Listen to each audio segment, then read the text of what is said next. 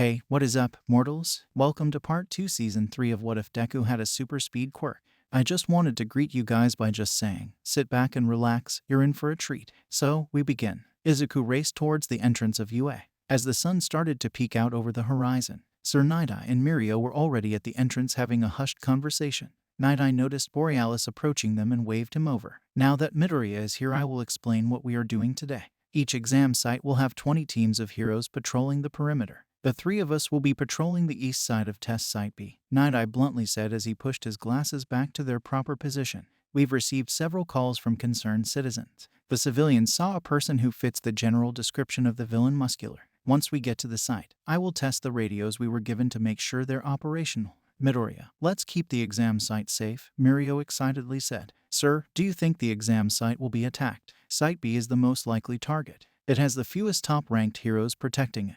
We also shouldn't ignore the possibility of multiple sites getting attacked, the dark green-haired man said with concern as he looked at his interns. The individual behind the mayhem was seen talking to a villain with a cloning quirk. Remember, if you end up fighting a villain, make sure to draw the fight away from civilians. Yes, sir, both Mirio and Izuku said at once. Are we patrolling by ourselves or as a team? Izuku then asked nervously. Borealis, you will be paired with Lemillion. Once we get to the exam site B, make sure to refer to each other only by your hero names, the pro hero calmly said as he looked at the two hero interns. Make sure to stay near your partner. You can expect a disruption in our communications if any major attack happens at the site.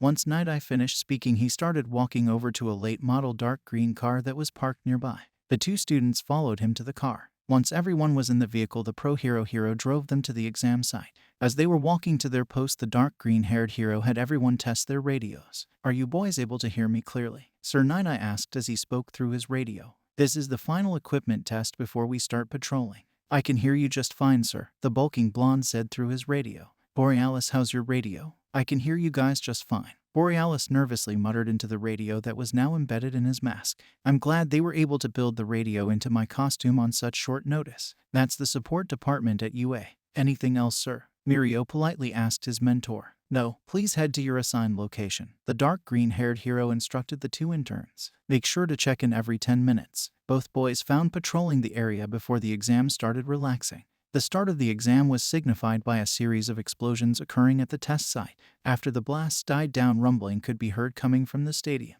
When Borealis called their position out over the radio, he noticed a trace amount of static as he spoke into the radio. Lemillion, I heard a trace amount of static over the radio, Borealis nervously muttered as he kept a smile on his face. Are you sure? Lemillion was saying when he was cut off by an announcement that came in over the radio. Both looked at each other when they heard that the building was going on lockdown because contact had been lost with the heroes on the west side of the building.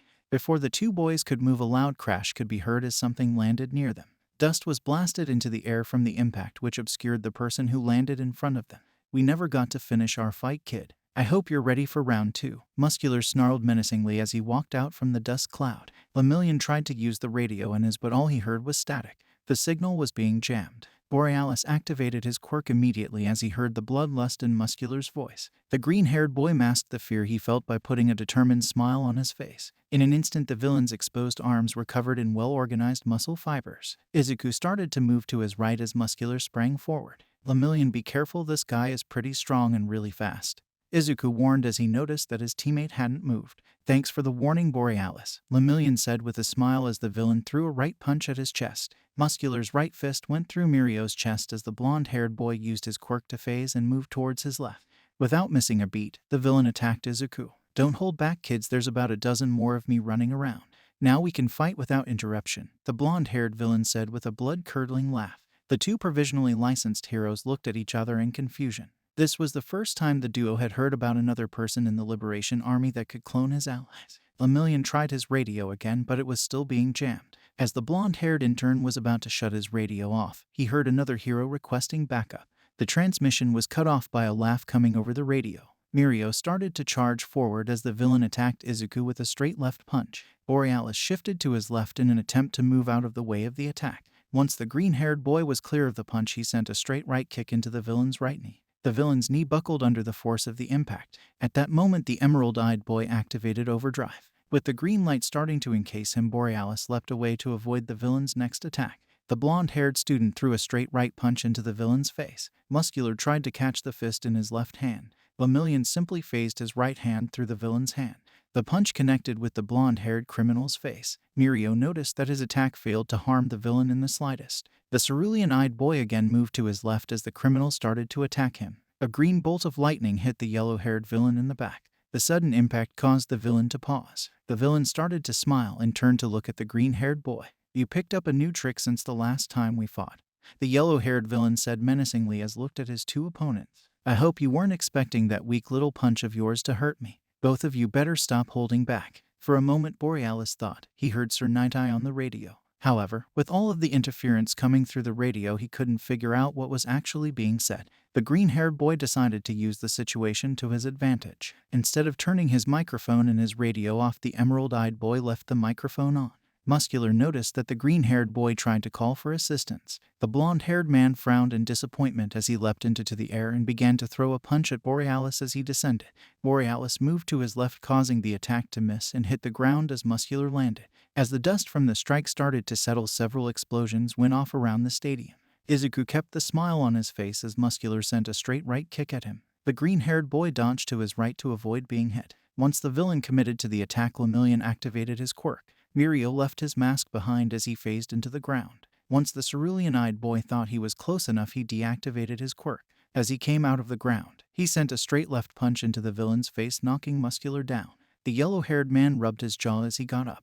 The villain lunged at his blonde-haired opponent. Instead of changing directions, he continued until he stood over the mask that was lying on the ground. Muscular then stomped on the mask, destroying the radio that was embedded inside. "Did you really think I wouldn't notice that you two have been trying to call for help?" Muscular growled with murderous intent as he stared his two opponents down. "Last time we were interrupted, kid. This time there will be no interruptions. Where's all that energy you had back on that mountain? Borealis, let's take this guy down," Lemillion said with determination as he met the villain's stare. "How do we stop him? Last time it took everything I had just to survive until help arrived," Borealis said as he felt the adrenaline rushing through in his body. "You were fighting alone last time. This time you have help," Mirio said optimistically. "If our full strength isn't enough, then we just have to go plus ultra." The two boys looked at each before rushing at their opponent.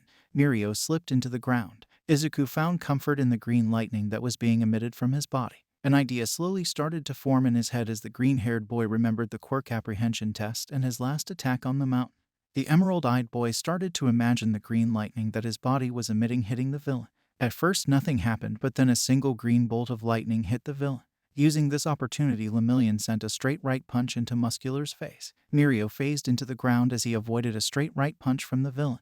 Another bolt of lightning hit the villain in the chest. Izuku then sent a straight right punch into the blonde-haired man's face. Several lightning bolts struck the man's body. The one-eyed criminal stumbled back as he was blinded momentarily by the light. The yellow-haired man swung a straight right punch at his opponent.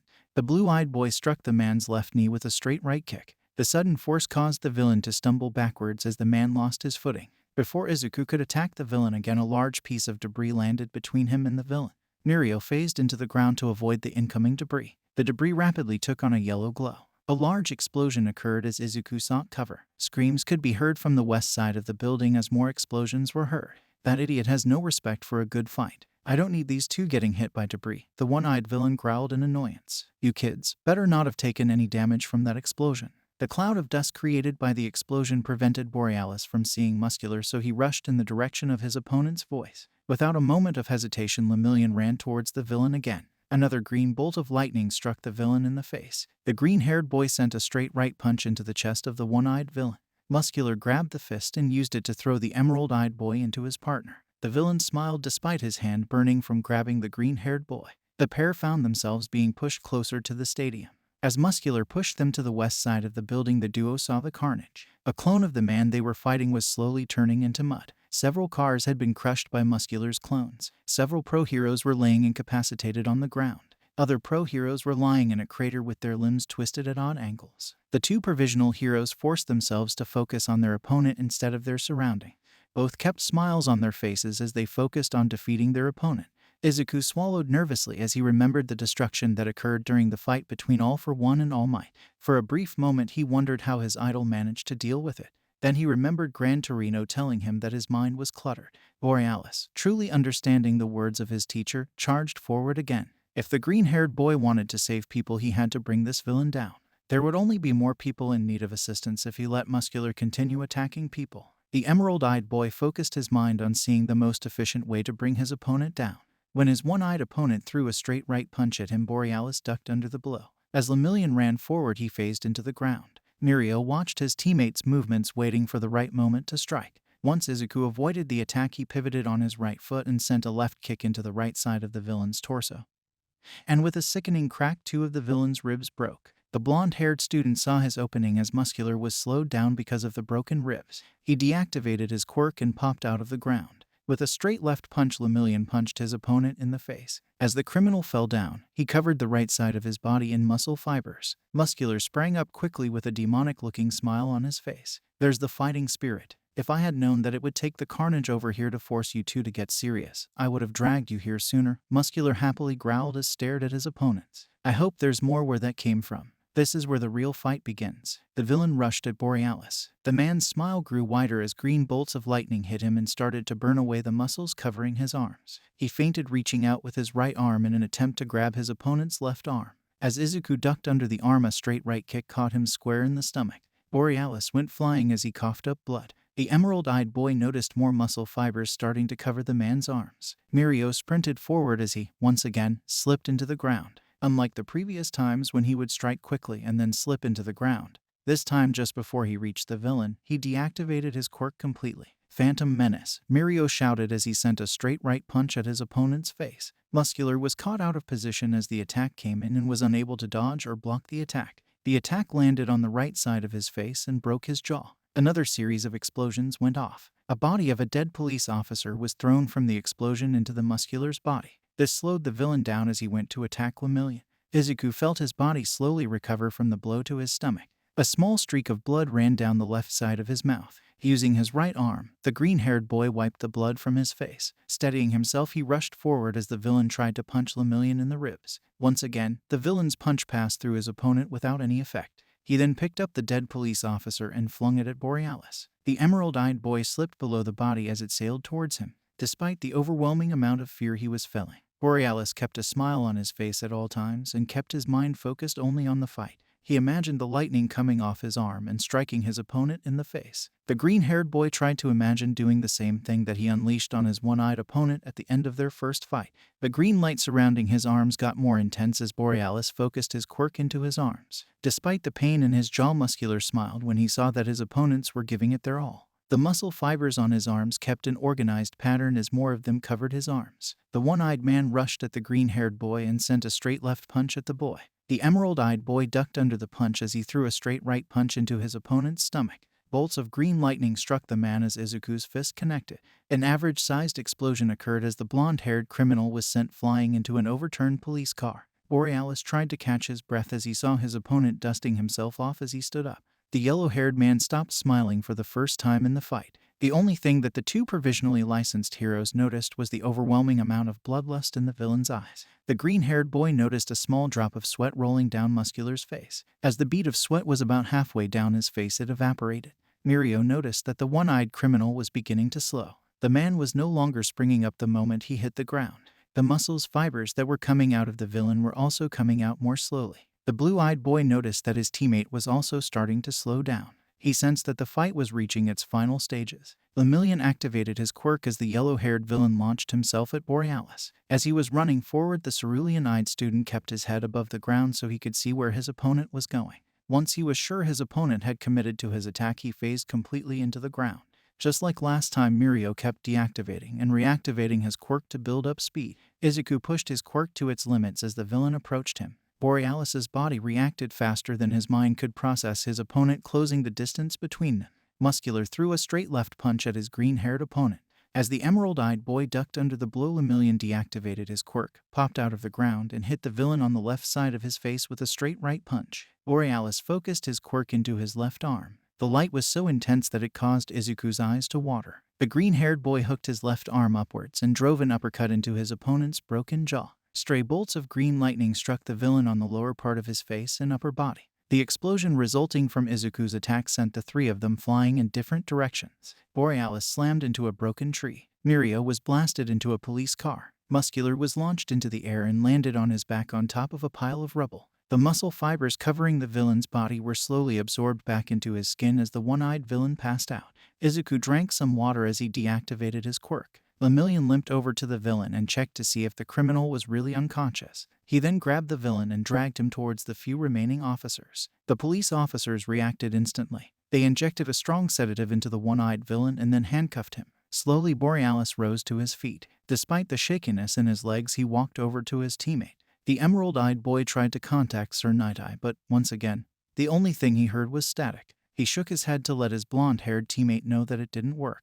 "Once you cool down, let's take down the rest of the villains," Mirio said. "That muscular guy sure could take a pounding. His strength quirk is something else. We managed somehow. We should start heading towards the west side of the stadium," Izuku tiredly said as his legs slowly stopped shaking. "I hope none of the villains were able to get past security." As the two boys walked farther to the west, the devastation slowly increased. The checkpoints leading into the exam site were completely destroyed. One dead hero was lying in a pool of his own blood. He had been crushed by a car that was lying a few feet from him. Another hero had his face smashed into pieces. Craters pock-marked the ground in multiple locations. One police officer was lying dead in a crater. He was covered in burns and bleeding from multiple parts of his body. It was evident that he was caught in one of the blasts that the two students had heard. Borealis tripped over a mangled and bloody severed arm. Lemillion stepped in a pile of mud when a large vehicle slammed into the side of the stadium. A police officer and hero had been killed when the vehicle slammed into them. Before either of them could react, the vehicle started to glow yellow. As everyone started to clear the area, Borealis noticed an injured police officer trying to limp away from the vehicle. The green-haired boy activated his quirk and rushed over to the vehicle to save the injured officer. The officer collapsed to the ground just before Izuku reached him. The emerald-eyed boy carefully picked up the officer and sprinted away from the vehicle as it exploded. To avoid the full impact of the blast, he pushed his quirk to its limit. Borealis was able to carry the officer behind an overturned bus. Setting the officer on the ground, he noticed a pool of blood starting to form near the police officer's left leg. Izuku tried to use his radio to call for medical assistance. "Borealis, Lemillion, can either of you hear me?" Sir Night-Eye asked over the radio as he tried to remain calm. "Let me know if you need assistance." "Sir, I can barely hear you. I'm at the northwest side of the building. I have an injured officer with me who needs medical attention immediately," Borealis said over the radio as he tried to stay calm. The villain Muscular destroyed Lemillion's radio. "We were able to take him down by working together. Thank you for the update, Borealis. I sent some medical personnel over to your location," Night-Eye said, sounding relieved. "Good work out there, Borealis." "Thank you, sir," Izuku replied. A few moments later, the green-haired boy waved to the medical team as they approached. The emerald-eyed boy watched as they patched the injured officer up. Izuku escorted the group towards the entrance of the exam site, then he raced towards the west side of the building. As he got closer, he noticed one of the clones attacking a group of heroes. The provisionally licensed hero activated his quirk and raced forward. Izuku focused his quirk into his right arm. A weak green glow appeared around his arm. The green-haired student sent a straight right punch into the face of the clone. A single bolt of green lightning struck the villain in the face. The body of the villain slowly started to break down into mud. The green-haired boy searched for the next location where he could provide assistance. The explosive blasts were slowly becoming less frequent. A black-haired man wearing yellow goggles was swiftly taking down a group of thugs trying to enter the exam site through the entrance on the west side of the building. Borealis raced over to his teacher as the police started to arrest the thugs. "Sensei, what are you doing here?" Izuku asked in surprise. "Shouldn't you be with my classmates who are taking the exam?" "I was with them. I joined the fight after the exam ended." "Didn't you know you were protecting your classmates?" Aizawa asked. "No, sir. All they said was that I was guarding Site B. They didn't tell us who was taking the test inside of the building." Borealis tiredly muttered as the effects of adrenaline started to wear off. "Night-Eye informed me that you took down Muscular. Well done. Gran Torino is fighting the last remaining clones just south of us," Eraserhead said in his emotionless monotone. "I would head over there myself, but villains keep trying to enter the premises through the entrance I'm guarding." Izuku's teacher removed his goggles from his face and tilted his head upwards. The black-haired teacher took out a bottle of eye drops from his left pocket and squirted a few drops of the liquid in each eye. He then placed the goggles back over his eyes and returned the bottle to his pocket. Satisfied that the entrance was secure, Izuku headed to the south side of the building to assist Gran Torino, but arrived just as the last remaining clone was defeated. Thank you all for indulging yourselves in the story thus far. I hope you enjoyed it. Now, there are a few more things that I'd like to go over before the video ends. Firstly, we've got a second channel called Anime Deep Dive. Anime Deep Dive goes deep into the facts and lore of a wide variety of anime. It's sure to expand your web knowledge for all kinds of series guaranteed. On top of that, we have a third channel called We The Celestials Naruto What Ifs. It's what we do on this channel already but in the vast world and lore of Naruto. Go check it out if you're in the mood for some jutsu action. Secondly, on behalf of We The Celestials, I'd like to thank everyone involved in the production of today's awesome content. Their details will be in the description below. Lastly, if you're interested in what we do here at We The Celestials, then I would like to extend out an invitation to join the team. The only caveat being we only accept members 16 years and up to join our crew. You can sign up for whichever category fulfills your interests by joining the recruitment Discord using the link in the description below. Our Discord is an all-around fantastic place to be, whether you're a fan or looking to join our band of misfits. We're always looking for members to join us. Well, that's it from us for today's video. So, thank you all for watching, and have a great day.